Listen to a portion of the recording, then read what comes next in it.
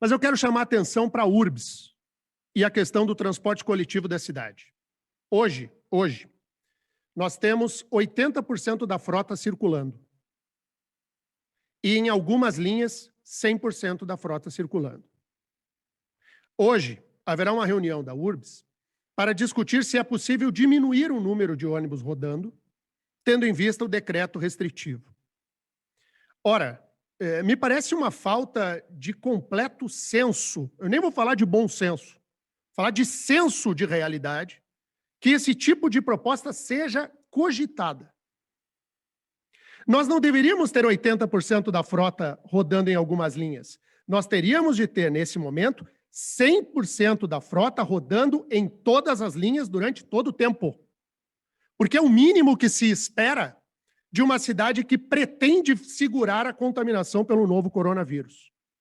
Não é possível que setores da economia sejam prejudicados duramente pelo decreto e sempre haja uma intenção que, por vezes, soa não republicana aos olhos da cidade, de que o setor do transporte coletivo parece gozar de um salvo-conduto para posições que não são razoáveis. Não há razoabilidade. Então, quero usar esse espaço a fazer um pedido à URBS, que a URBS tenha juízo, e não diminua a frota que hoje circula. Eu penso que deveria aumentar para 100% em todos os ônibus, em todos os horários. Mas se está marcada uma reunião para hoje, para discutir o percentual da frota a rodar, se não é para que seja 100% o tempo inteiro, que não seja para diminuir o que temos hoje. Isso é posição dada pela própria URBS, a URBS é que comunica que vai realizar uma análise hoje sobre essa questão. A URBS também fala da importância que a região metropolitana atue em conjunto a partir da Comec. Então, eu estendo também um pedido ao governador Ratinho Júnior de que tenha juízo e de que aquilo que cabe à Comec seja de 100% da frota circulando. Nós temos atividades essenciais que não podem parar. Não podem parar. Outro dia tinha uma discussão em um dos grupos que eu frequento da possibilidade de parar o transporte coletivo. Não, é exatamente o contrário. Nós temos que rodar o transporte coletivo com 100% da sua capacidade, sob pena de nós transformarmos o transporte coletivo em um dos pontos centrais da contaminação. Então, hoje tem essa reunião da URBS, quero fazer esse requerimento e não farei esse requerimento formalmente no mecanismo que temos aqui no Legislativo e nem encaminharei um pedido de informações para pegar um burocrata qualquer e redigir aqui um pedido de informações. Eu acho que não precisa. Nós temos que quebrar as amarras que nos seguram. Nós precisamos vencer esse ponto. Vencer. Deixar um pouco de lado o trâmite burocrático da política. Muita gente tem me dito assim, vereador Denian, você está cobrando muito aquilo que historicamente já está determinado que é desse jeito. Pois é, e até quando nós vamos insistir sempre nas mesmas formas equivocadas de se fazer as coisas? Esta é uma hora de decisão e decisão cabal. Não pode haver diminuição na frota que hoje circula nos ônibus de Curitiba. E penso mais, que deve ser dado 100% em todos os horários e em todas as linhas.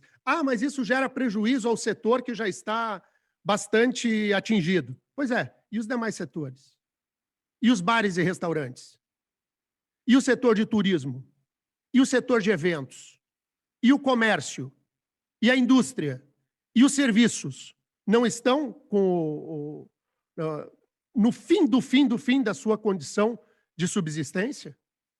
Então, peço à Prefeitura de que haja de maneira razoável hoje, nesta reunião na URBS, para não permitir a diminuição de ônibus rodando na nossa cidade e de que a URBS também intermedie junto à Comec, e aí faço um apelo ao governador de que atue em conjunto para não permitir diminuição de linhas circulando aqui na nossa cidade. Um outro ponto do decreto que quero falar e encerro.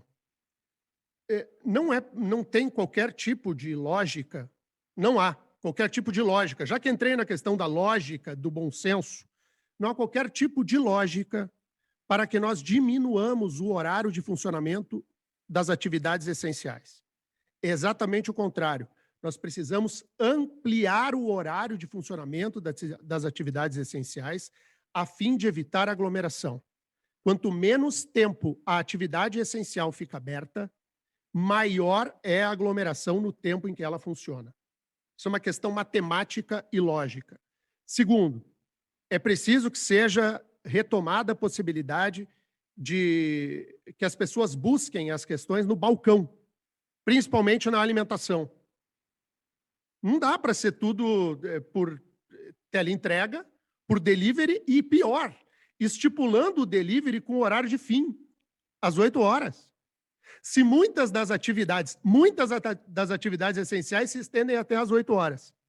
Aí o sujeito vai sair do seu trabalho às 8 horas e vai chegar em casa e não pode pedir a comida. Vocês conseguem entender que não tem razoabilidade naquilo que consta do decreto? E eu não estou adentrando aqui, vou deixar mais para frente, para a questão tributária que a prefeitura precisa revisar durante o período que nós estamos na pandemia. Esta não é uma fala de oposição, vereador Pia. Esta é uma fala de noção. Noção. Ou nós temos noção, ou a gente vai se inscrever como sem noção. Eu prefiro crer que todos nós podemos construir juntos uma política razoável para esse momento de pandemia.